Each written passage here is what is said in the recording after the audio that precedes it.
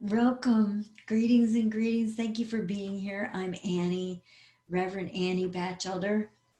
My website is www.anniechannels.com, and I would invite you to go explore there. But for today, I'm going to be reading from a book that the Akashic Beings of Light are channeling through me. And this section of the book is called How the Soul is Constructed. It's channeled by the Akashic Beings of Light, and it is subtitled as A Primer to Knowing Your Divine Plan, an audiobook. I opened my Akashic records in order to channel this message.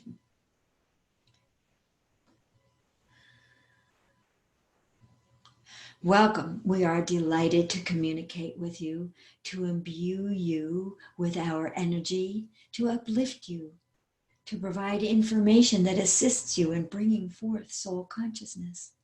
This is our higher purpose, our charter. The Akashic records are the perfect platform to discuss bringing forth soul consciousness. As the records exist within the soul plane of consciousness, the soul plane of consciousness has a greater perspective and is not limited by time and the world of form. Today we are discussing how the soul is constructed specifically to be the amplifier of consciousness. The soul structure is similar to a CD player. The soul is the CD, and the machine playing the CD is the physical body that experiences the drama, the pleasure, the pain, the growth, and the development of wisdom and connection. Soul consciousness functions as the funnel that condenses the energy, creating the manifested physical realm and the physical body. The soul desires to experience the full array of feeling, physical states, mental thoughts, as well as states of creativity, inspiration, and imagination. Hence, the soul has everything to do with earth life as experienced by humanity. Taking a step back, it is important to know that the soul is created as an individual spark of the great creatress, so as to experience itself in infinitely greater and more detailed ways. These experiences are increased through the creation of free will and karma. Karma, as defined here as the vibrational accumulation of the soul's choices, conclusions, and emotions on its journey into oneness with the great creatress and all that she has created. The soul is temporarily housed in a chosen body, imbued with a personality that best expresses the soul's particular agenda for that incarnation. This brings in the element of time. The visual image that we are suggesting in this is picture the vast expanse of the great creatress's entire creation. You understand this as the dark silence of outer space, containing planets, stars, and unmanifested consciousness. From this vastness, the great creatress focuses its pure divine light with intention to create a specific soul. The light coalesces as it is directed toward the recipient container to become the soul. The light intensifies, increasing in vibration, and fuses with the soul.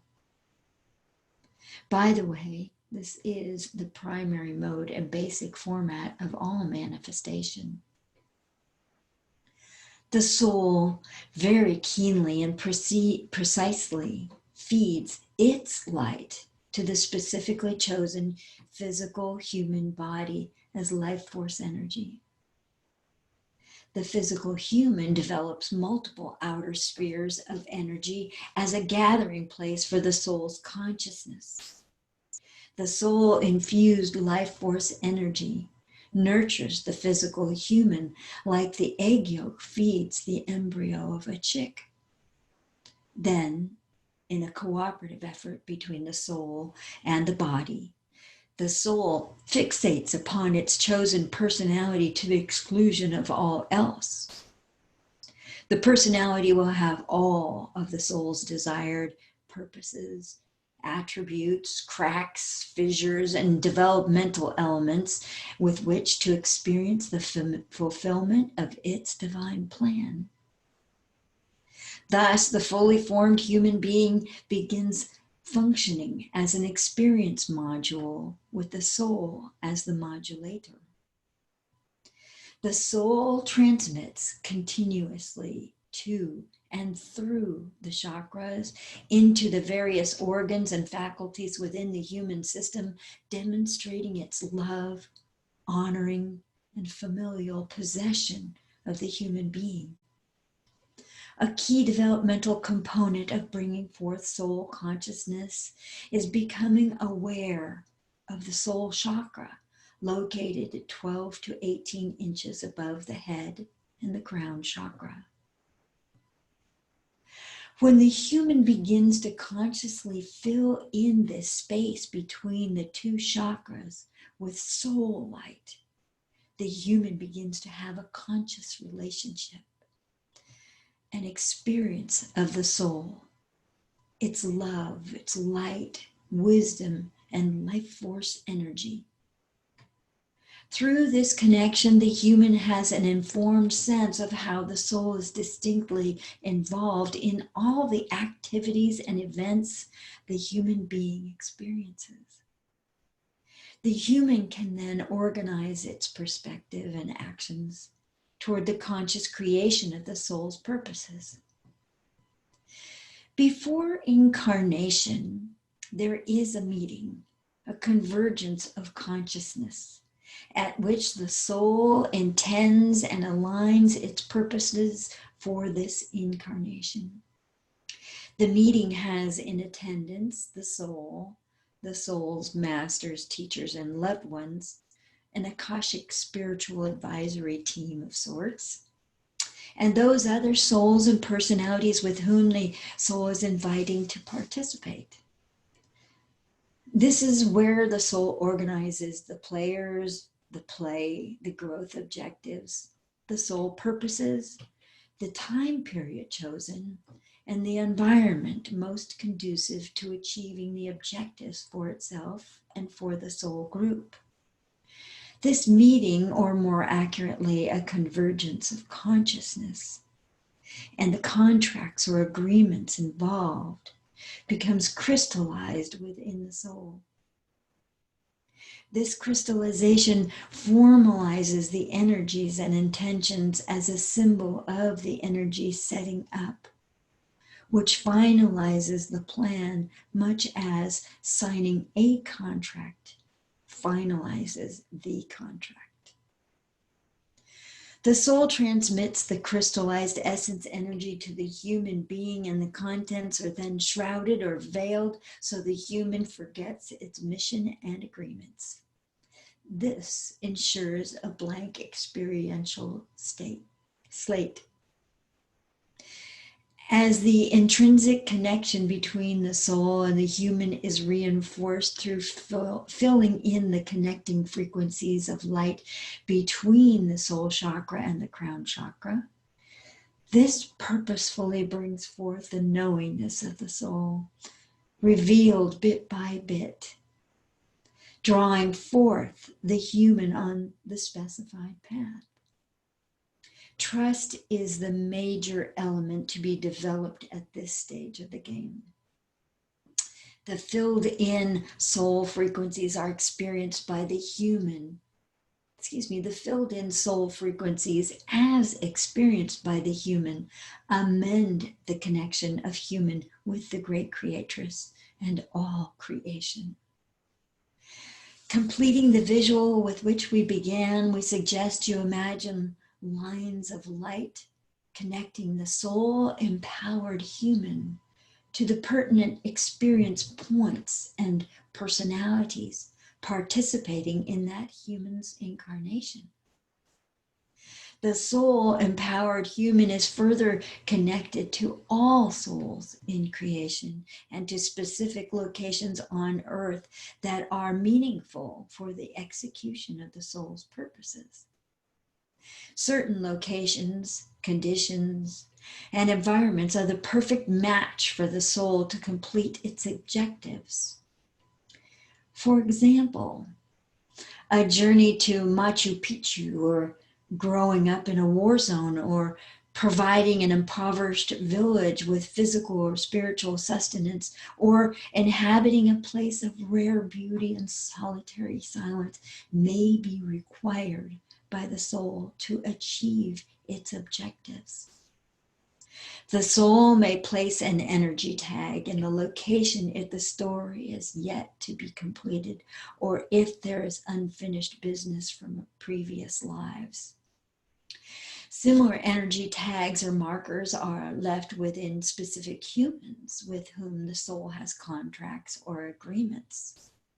The tags have a resonance to them that make them magnetically attractive or magnetically repulsive. The energy tags contain a unique vibration, a song that tells the story of the connection between the two humans.